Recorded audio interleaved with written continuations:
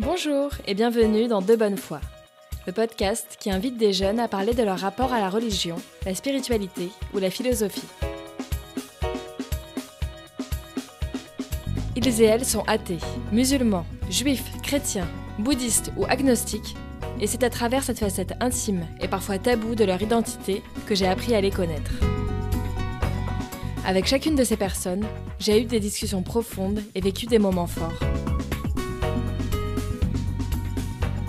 Grâce à chacune d'entre elles, j'ai remis en question mes certitudes et bousculé mes préjugés. À travers ces échanges, j'ai aussi découvert des modèles de vivre ensemble qui m'ont profondément marquée. Je m'appelle Floriane et je veux partager ces rencontres avec vous.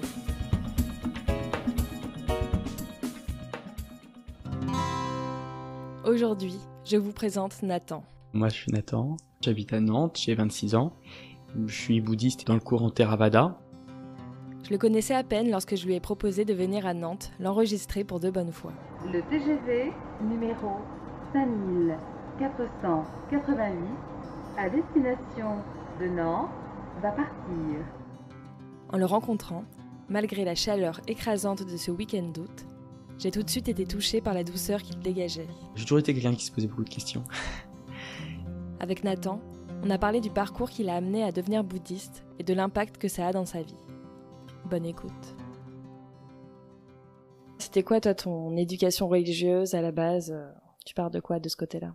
Je suis français d'origine française et évidemment, il y a un background un peu catholique, mais finalement qui était très très très peu présent à la maison. Mes parents étaient expatriés. Du coup, on a vécu dans pas mal de pays avec des religions d'ailleurs très différentes, donc ça aurait pu être un sujet très abordé. Et pas du tout, non. J'ai été simplement baptisé tard, à l'âge de, je crois, 5 ou 6 ans. Et quand j'ai demandé plus tard à ma mère, mais pourquoi tu m'as baptisé ? Parce qu'au final, ça n'a pas l'air très important pour vous, et puis on n'a même pas fait de catéchisme, hein, je trouvais pas ça très cohérent. Et elle m'a répondu, c'est vraiment pour le mariage, parce que si tu veux te marier avec quelqu'un et que pour elle c'est important que vous mariez à l'église, et si t'es baptisé, ce serait quand même plus pratique. Ça s'arrêtait là, quoi, j'ai l'impression. Et comment ça a commencé alors ta quête, ta recherche spirituelle, religieuse ? Alors ça a commencé au lycée. Ouais, ça a commencé en première où j'ai vraiment commencé à me poser des questions, notamment avec des rencontres. J'habitais en Espagne à ce moment-là et il y avait 2 filles dans ma classe avec qui je m'entendais très bien, qui étaient musulmanes. Oui, il y en a une des 2 qui portait le voile. Et en Espagne, ça devait être possible de le porter à l'école, j'imagine. On a dû parler de ça au début, et puis ça nous a lancé sur le sujet de l'islam, de la religion. Et du coup, j'étais avec ces 2 filles-là, et elles m'ont un peu raconté qu'est-ce que c'est que l'islam, bien sûr, c'est des choses un peu générales, mais aussi qu'est-ce que c'est pour elles précisément, qu'est-ce que ça leur apporte, qu'est-ce qu'elles pratiquent elles précisément, tout ça. Et c'est vrai que ça m'avait vachement touché, j'avais trouvé ça parlant, je m'étais intéressé à l'islam à ce moment-là. J'avais même emprunté un Coran, je me rappelle, à la bibliothèque, au CDI. Et finalement, c'était une rencontre qui avait été très touchante, mais c'était pas aller plus loin que ça finalement. Je me suis un petit peu intéressé à l'islam, mais je m'en suis rendu compte que ça me parlait pas finalement plus que ça. J'avais lu plusieurs sourates, je m'étais un peu renseigné, et globalement, non, ça me parlait pas plus que ça finalement.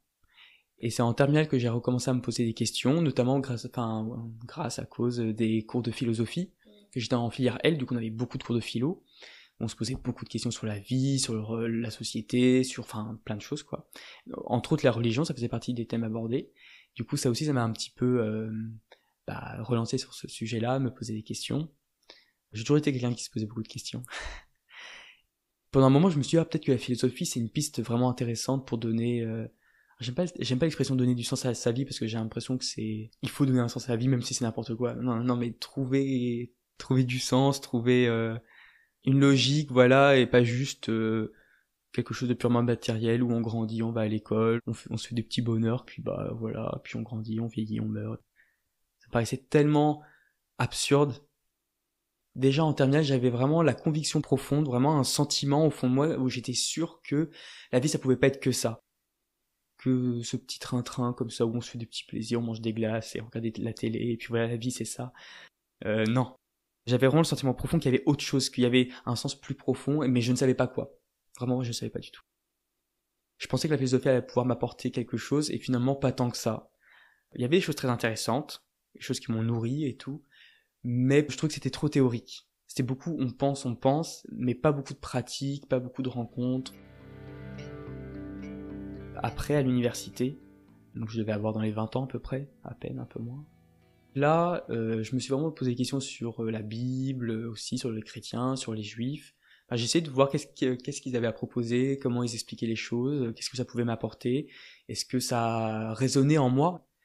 J'avais oui, emprunté la Bible, j'avais lu des passages de la Bible, et effectivement j'avais trouvé ça super bien, super intéressant, super inspirant, mais il y avait quand même plusieurs choses qui faisaient que je m'y retrouvais pas totalement. Il y avait quand même certains points importants, fondamentaux, où je m'y retrouvais pas pleinement, notamment l'existence de Dieu. Je suis pas sûr que Dieu n'existe pas, je me considère pas comme athée, mais je crois pas spécialement en Dieu pour autant. Mais il y avait plein de choses que je trouvais pas logiques. Si Dieu existe, pourquoi est-ce qu'il nous met à l'épreuve? Pourquoi il nous laisse pas tranquille? Si c'est lui qui nous a créés, pourquoi est-ce qu'il nous a créés? Ça me paraissait pas cohérent. Je me disais, pourquoi est-ce qu'il nous fait vivre tout ça? Il aurait pu ne pas nous faire exister tout court et on aurait été tranquille. Enfin, surtout s'il est omniscient. Il sait ce qu'on va faire à l'avance. Donc du coup, pourquoi il nous fait tester? Enfin, je sais pas, il y a plein de choses qui me paraissaient pas cohérentes par rapport à l'histoire, des choses horribles qui sont arrivées, des guerres terribles. Des passages de la Bible aussi que je trouvais très bizarres, notamment dans l'Ancien Testament. Je trouve qu'il y a beaucoup de passages où Dieu est assez humain. Il a des réactions comme de quelqu'un qui s'énerverait ou quelqu'un qui est un peu jaloux envers son peuple. Et je trouve que c'était une réaction trop humaine pour être divine. Enfin, je sais pas, il y a plein de petites choses comme ça qui me parlaient pas, et au final, j'ai pas continué cette voie-là. Le bouddhisme, en fait, j'ai découvert très tôt. J'ai découvert quand j'habitais à Taïwan, parce que, comme je disais, mes parents étaient expatriés, et on a habité 2 ans et demi à Taïwan.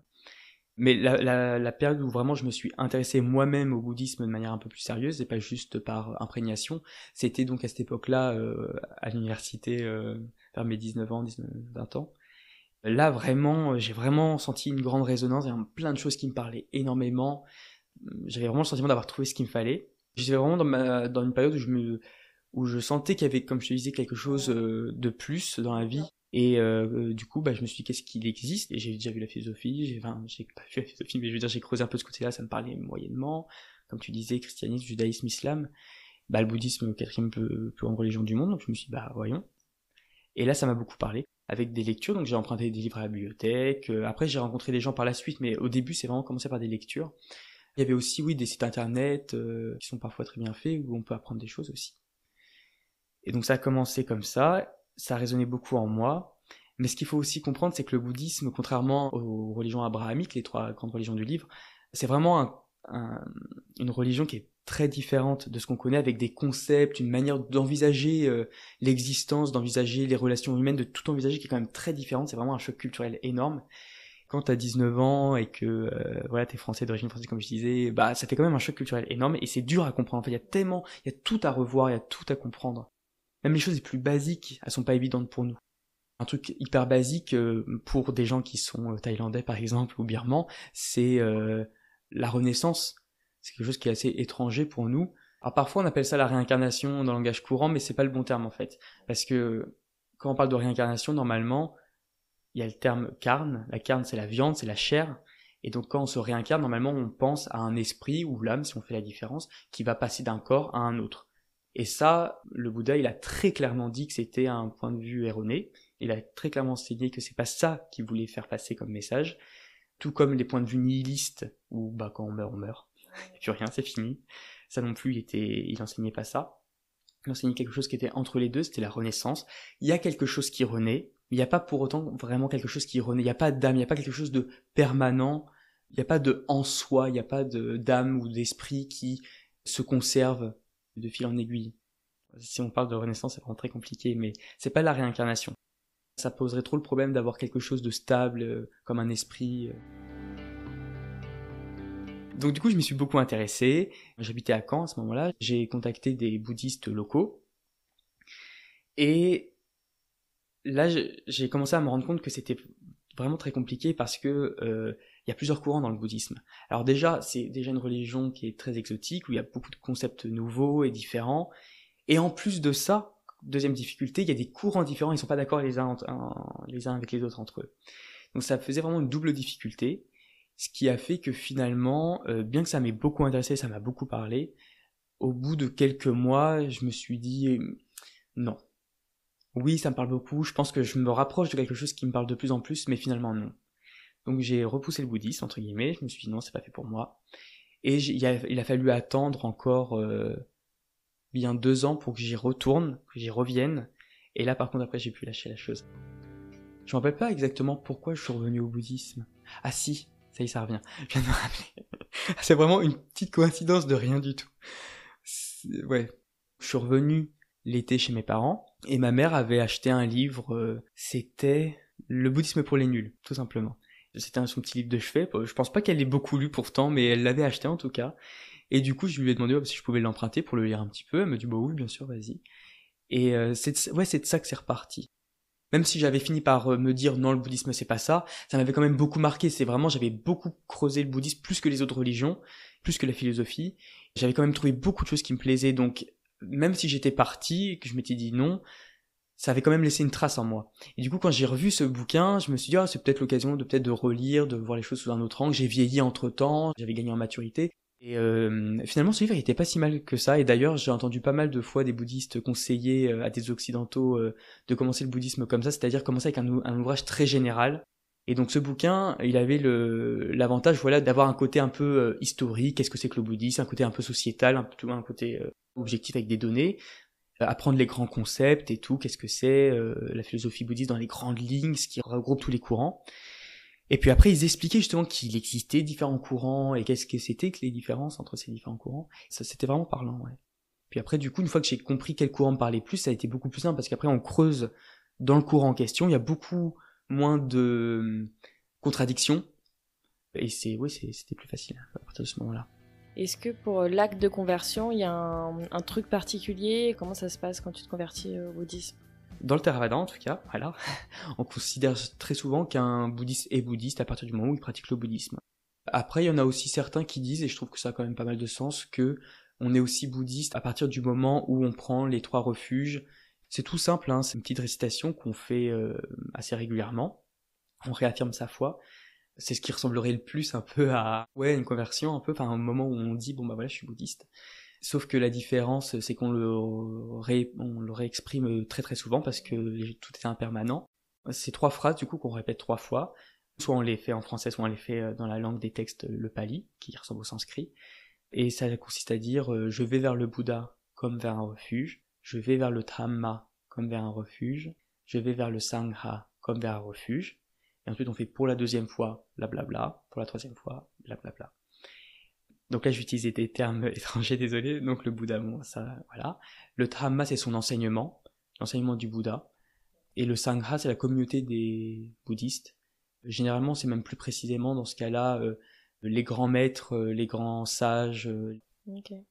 Et du coup, donc une fois que t'as vraiment plus creusé le truc, intellectuellement, on va dire, t'étais convaincu, comment t'as mis en place ta pratique au quotidien? Très bonne question, parce que finalement c'est ça qui est important. Comment j'ai commencé à mettre en place? Et je pense que la base vraiment de la pratique bouddhiste, c'est les 5 préceptes. Les gens des fois ils se rendent pas très bien compte de à quel point ils sont importants et ils sont pas si faciles à mettre en place, parce que ça ressemble pas un petit peu aux 10 commandements. Enfin, en fait, je connais pas très bien les 10 commandements, mais j'ai vraiment l'impression que c'est quand même différent. Le premier précepte, il consiste à ne pas tuer, mais plus précisément, ne pas faire de mal et ne pas tuer aucun être sensible, donc ça inclut les animaux.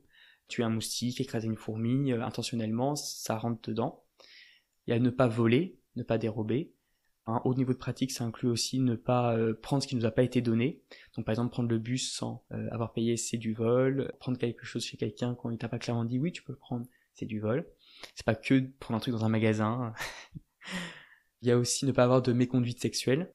Généralement, là, il y a quand même un assez fort consensus sur le fait que ça inclut des choses assez typiques comme le viol, la pédophilie, l'inceste. L'homosexualité est généralement pas inclus dedans. Très rarement les gens qui... Et certains courants qui disent que oui, d'autres non? Non, c'est vraiment plus des interprétations encore plus petit niveau que ça. Généralement, c'est plus vraiment un maître qui va dire que finalement ça non. Ou, Est-ce que ça a joué dans le fait que le bouddhiste est touché aussi par rapport aux autres religions abrahamiques ou pas? Peut-être, ouais, parce qu'effectivement, moi je suis gay. Et rentrer dans une religion où dès le début on te dit t'es un gros pécheur, bah forcément c'est pas un très bon accueil. Alors que là, quand on te dit bah non, l'homosexualité c'est pas spécialement un problème, bah ça change déjà beaucoup de choses. Et par la suite, j'ai creusé le sujet de l'homosexualité dans le bouddhisme, en tout cas dans l'interprétation du Theravada. Et ce qu'il en sort, de ce que j'ai compris en tout cas, ce qu'il en sort, c'est que finalement, quand on lit les textes, quand on lit ce qu'a dit le Bouddha, très clairement, en fait, il y a un idéal de célibat et d'avoir aucune relation sexuelle, en fait. Aucune même activité sexuelle, même seule. Donc, en fait, voilà, l'idéal, il est là. Qu'on soit ensuite homo, bi ou hétéro, c'est pas très important. Voilà.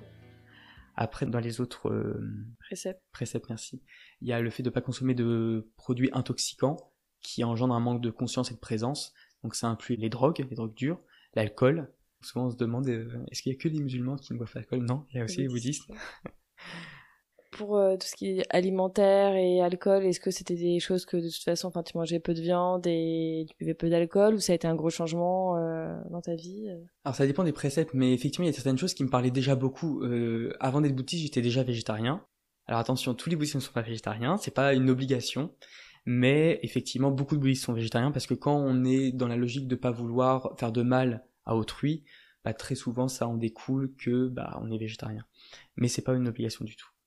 Pour ce qui est des changements alimentaires, l'alcool, oui, un petit peu. Je buvais encore un peu d'alcool. Oui, je buvais de l'alcool à ce moment-là, donc j'ai arrêté, effectivement. Je fumais à cette époque, et j'ai arrêté de fumer. Mais par contre, oui, le fait de pas voler, de pas tuer, ça avait des conséquences concrètes. Enfin, ça peut paraître bizarre de dire ça, mais ça a vraiment des conséquences concrètes parce que quand moi je creuse le sujet chez des amis ou des gens qui veulent bien en parler, je me rends compte qu'en fait, mais voler et tuer, c'est vraiment hyper banal. C'est vraiment pas du tout si bizarre que ça. Y a beaucoup de gens qui volent, mais ils s'en rendent même pas compte en fait. Parce que pour eux, ça fait pas vraiment partie de la définition du vol. Pour eux, voler, c'est vraiment, comme je te disais, faire un cambriolage ou voler vraiment un produit dans un magasin. Mais par contre, ils vont se dire, ah bah non, si je fais ça, c'est pas vraiment du vol. Enfin, ils s'inventent des excuses comme ça. C'est vraiment très commun. Et pour le fait de tuer, alors, pour être ça aussi si commun Ah ouais, je trouve ça vraiment très commun, ça me choque souvent du coup maintenant.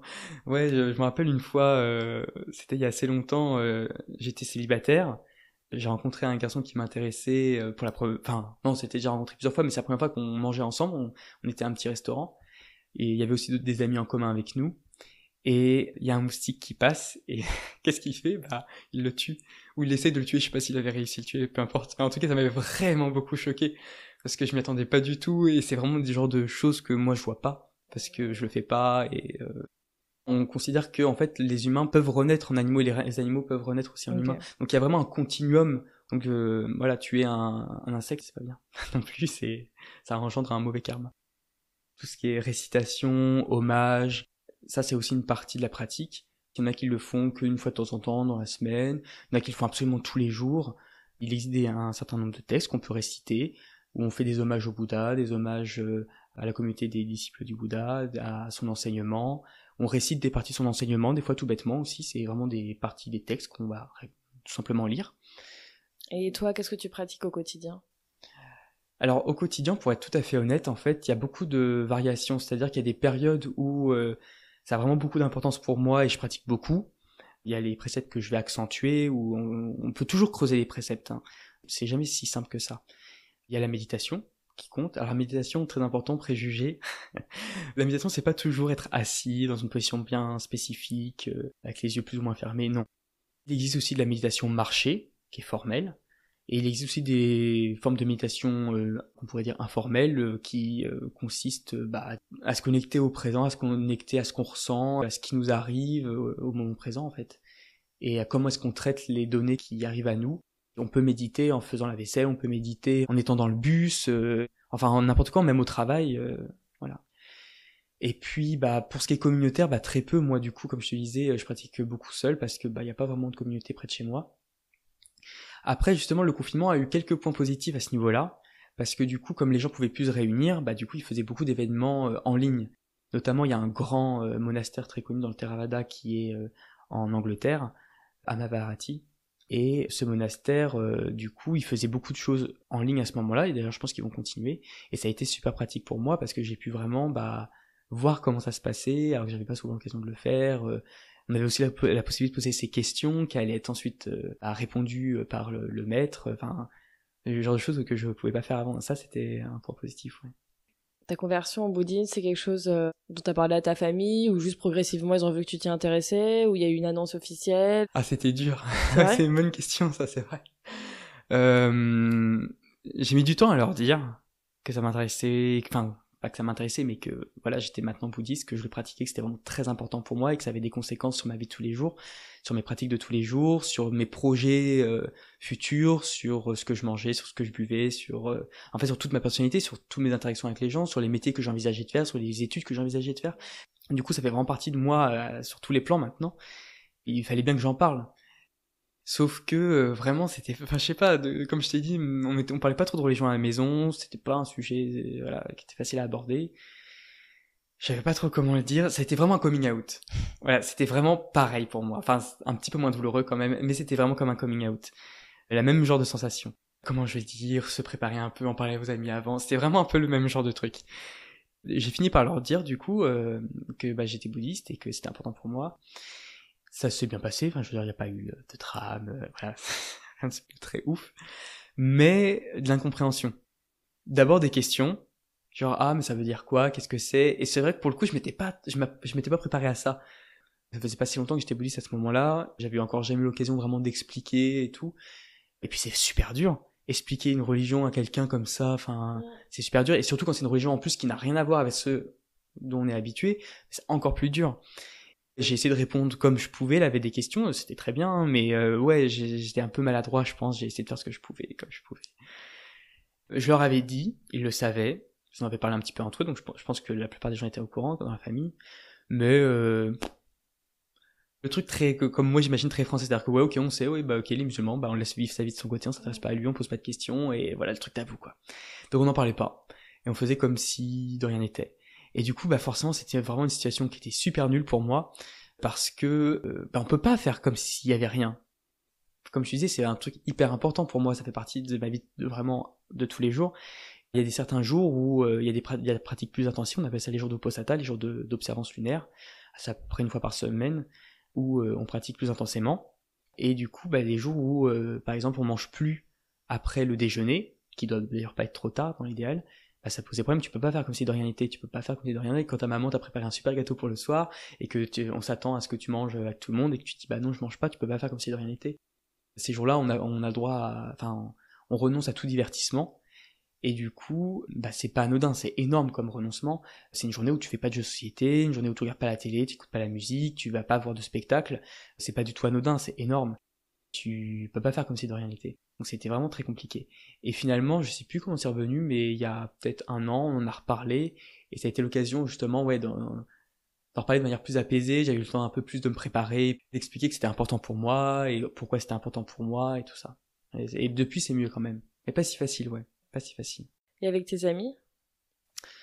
Avec mes amis, je le cache pas du tout que je suis bouddhiste, je le dis parce que bah, c'est vraiment important pour moi, et pour moi, si un de mes amis ne sait pas que je suis bouddhiste, bah, c'est trop bizarre, enfin, il passe à côté d'une partie essentielle de moi, enfin, ça serait n'importe quoi. Il peut pas être mon ami si c'est pas que je suis bouddhiste.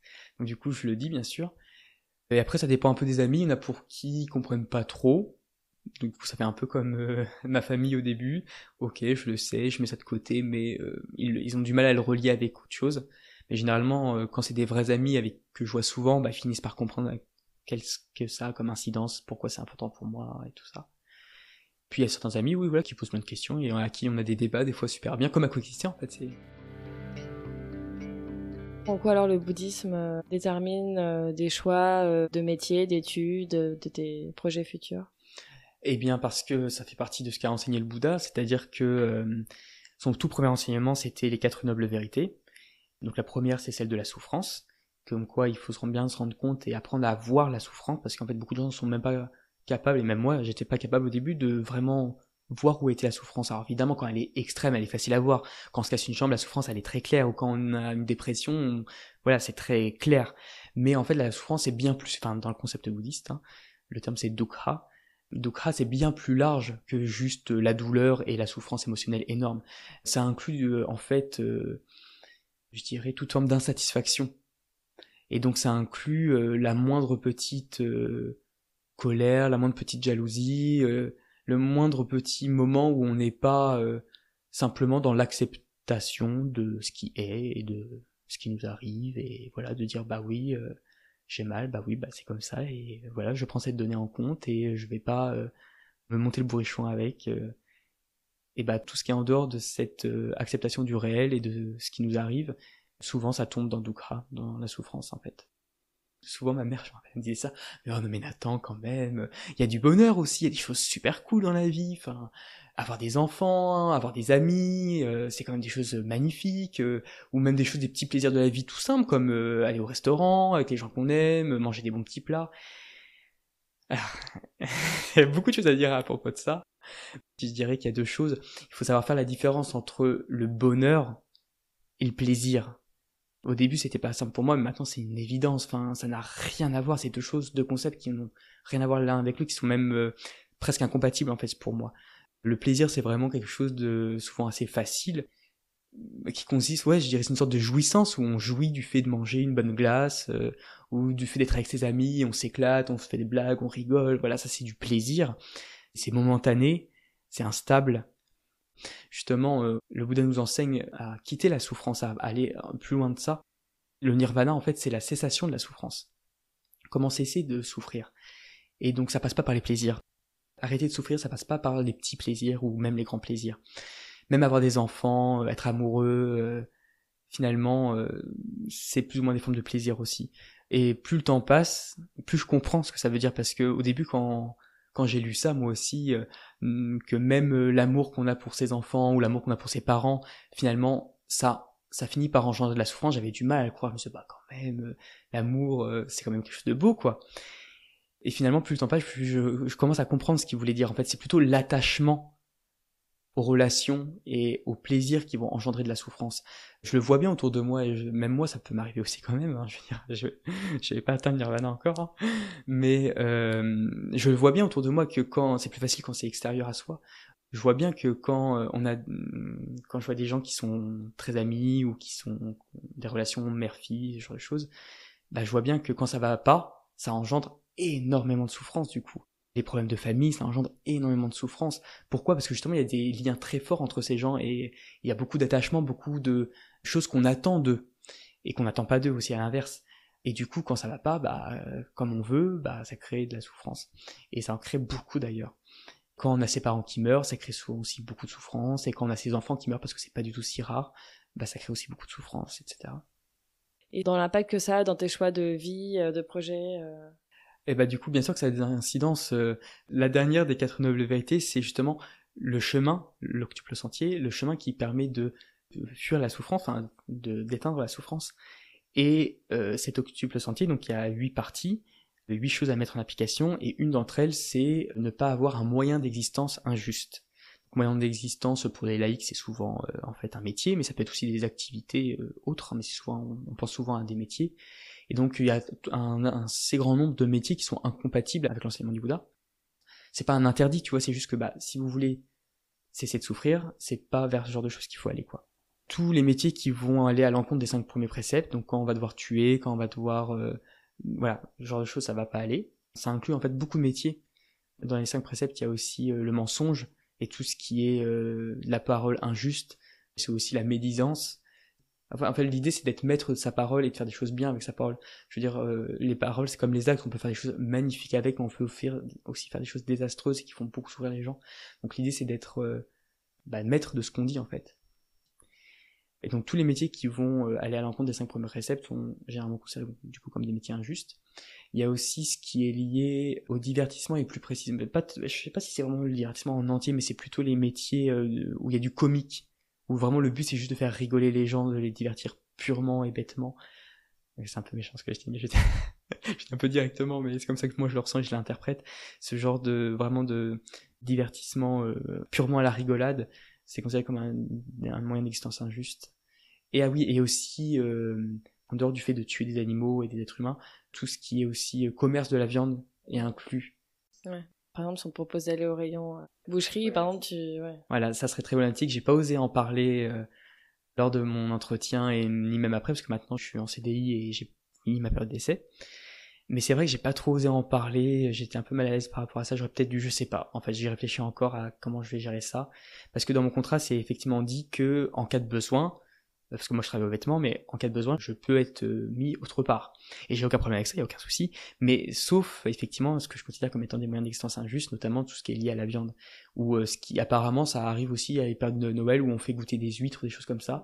Donc là, ce serait vraiment le somme de l'horreur pour moi, parce qu'on doit vraiment tuer l'animal. Donc ça, c'est vraiment hors de question. Et je sais pas exactement comment je vais gérer ça. Mais ça serait problématique pour moi, ouais. Et puis du coup, forcément, comme ça a des incidences, je veux dire, mes valeurs, mes convictions ont des incidences sur les métiers que je peux faire ou pas. Ça a aussi des incidences sur les études, pour y arriver, forcément. J'ai voulu être orthophoniste, je trouvais que c'était un moyen d'existence particulièrement juste pour le coup. En étant par exemple dans le médical ou le paramédical, ou dans l'enseignement, c'est vraiment quelque chose qui me parlait énormément, et qui me parle d'ailleurs toujours beaucoup. Le TGV 8488 à destination de Paris-Montparnasse va partir. Prenez garde à la fermeture automatique des portes. Attention au départ. Sur le chemin du retour, je réécoute notre conversation et 1000 autres questions et réactions me viennent en tête. Merci Nathan d'avoir accepté de témoigner pour De Bonne Foi. Chers auditeurs et auditrices, si cet épisode vous a plu, si comme moi il vous a touché et questionné, parlez-en autour de vous et écrivez-moi sur Facebook, Instagram ou sur debonnefoipodcast@gmail.com. On se retrouve bientôt pour un prochain épisode bonus pour le premier anniversaire du podcast. Alors pour être informé de la sortie des prochains épisodes, abonnez-vous à De Bonne Foi. Vous pouvez aussi soutenir le podcast en le notant 5 étoiles sur votre application. D'ailleurs, si vous êtes passionné de podcast, je vous invite à utiliser Iku, l'application communautaire où l'on peut commenter et partager ses podcasts préférés. À bientôt!